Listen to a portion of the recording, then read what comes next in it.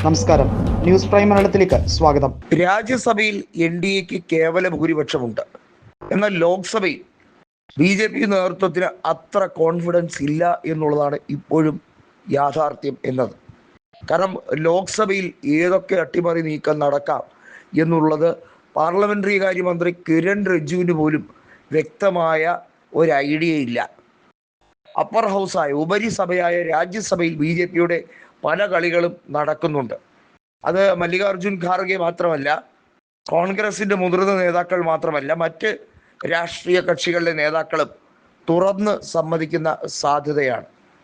മാത്രമല്ല, BJPക്ക് 2/3 ഭൂരിപക്ഷം കിട്ടി. അവർ ഉദ്ദേശിച്ചിരുന്ന ഹിഡൻ അജണ്ടകൾ പലതും നടപ്പിലാക്കാൻ വെപ്രാളം പിടിച്ചിരിക്കുകയാണ്. അതുകൊണ്ടാണ് തൃണമൂൽ കോൺഗ്രസിനെ ചീന്തിക്കൊണ്ട് അതിൽ നിന്ന് MP-മാരെ വിലക്കെടുക്കാൻ വേണ്ടിയുള്ള നീക്കം നടത്തുന്നത്. ബിജു ജനതാദൾ MP-മാർ, രാജ്യസഭാ MP-മാരെ BJPയിലേക്ക് എത്തിക്കാൻ വേണ്ടിയുള്ള നടപടികൾ അവരുടെ കാലാവധിക്ക് മുമ്പേ തന്നെ സ്വീകരിക്കാൻ ശ്രമിക്കുന്നത്. ബിജു ജനതാദളിലെ MLA-മാരെ 50 പേരിലെ MLA-മാരിലെ 20ഓളം പേരെ ചാക്കിട്ട് പിടിക്കാൻ ശ്രമിക്കുന്നത്. കോടികൾ അതിനുവേണ്ടി മറിക്കാൻ വേണ്ടി അണിയറയിൽ ഒരുക്കി വയ്ക്കാൻ ശ്രമിക്കുന്നത്. ഇതൊക്കെ BJP എത്രയൊക്കെ നിഷേധിച്ചാലും ഒരു നാൾ ഒരിടത്ത് ആ സത്യം പുറത്തു വരും എന്നുള്ളതാണ് യാഥാർത്ഥ്യം. എന്തെന്നാൽ BJPയുടെ കേന്ദ്രമന്ത്രിമാരിൽ പലരും ശരാശരിയിലും താഴെയുള്ള പ്രകടനമാണ് എന്നുള്ള വിലയിരുത്തൽ കോർ കമ്മിറ്റിയിൽ ഉണ്ട് എന്നുള്ളതാണ്.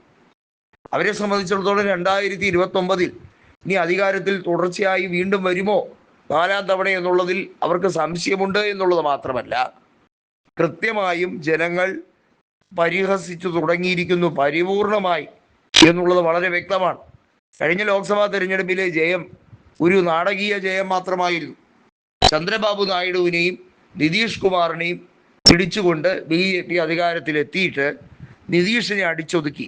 ഇനി അടുത്ത ഊഴം ചന്ദ്രബാബു നായിഡുവിനാണ് എന്നുള്ളത് രേവന്ത് റെഡ്ഡി അടക്കം ദേവഗൗഡയുടെ പാർട്ടിയെ പോലും BJPയിലേക്ക് മൊത്തത്തിൽ ലയിപ്പിക്കാനുള്ള നീക്കം നടത്തുന്നത് കുമാരസ്വാമിയെ അടക്കം ചൊടിപ്പിക്കുന്നു. അതായത് സഖ്യകക്ഷികളെ എങ്ങനെയൊക്കെയാണ് തകർക്കാനും തീർക്കാനും BJP പദ്ധതി ഇടുന്നത് എന്നുള്ളത് ഉദ്ധവിനെയും അതുപോലെ ശിരോമണി അകാലിദൾ നേതാക്കളെയും അതുപോലെ തന്നെ ബിജു ജനതാദൾ നേതാവായ നവീൻ പട്നായിക്കിനെയും ഒക്കെ കണ്ട് സംസാരിച്ചാൽ ഏതൊരു രാഷ്ട്രീയ ബാലപാഠം പഠിക്കുന്ന അല്ലെങ്കിൽ പഠിക്കാൻ ഉതകുന്ന വ്യക്തികൾക്കും അതൊരു ഗുണപാഠമാണ്. BJPയുമായി എന്തുകൊണ്ട് കൂട്ടുകെട്ടുണ്ടാക്കരുത് എന്നുള്ളത്. ഏക്നാഥ് ഷിൻഡെയുടെ പാർട്ടിയും വൈകാതെ പൊളിഞ്ഞ് പണ്ടാരമടങ്ങും എന്നുള്ളതിന് യാതൊരു തർക്കവുമില്ല. BJP നേതൃത്വത്തിന് വേണ്ടതെല്ലാം അവർ ഊറ്റിയെടുക്കുന്നുണ്ട്. കേന്ദ്ര ആഭ്യന്തരമന്ത്രി അമിത്ഷാ ആഭ്യന്തര ജോലിയല്ല ആ കസേരയിൽ ഇരുന്നുകൊണ്ട് ചെയ്തുകൊണ്ടിരിക്കുന്നത്.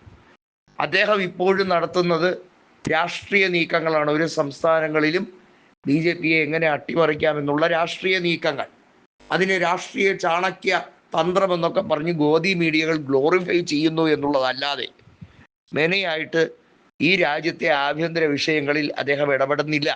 എന്നാൽ അനാവശ്യമായി രാജ്നാഥ് സിംഗിന്റെ പ്രതിരോധത്തിലും അതുപോലെ തന്നെ ഡോക്ടർ S ജയശങ്കറിന്റെ വിദേശകാര്യ നയങ്ങളിലും അനാവശ്യ വിവാദങ്ങൾ ഉണ്ടാക്കാൻ ശ്രമിക്കുന്നുമുണ്ട്.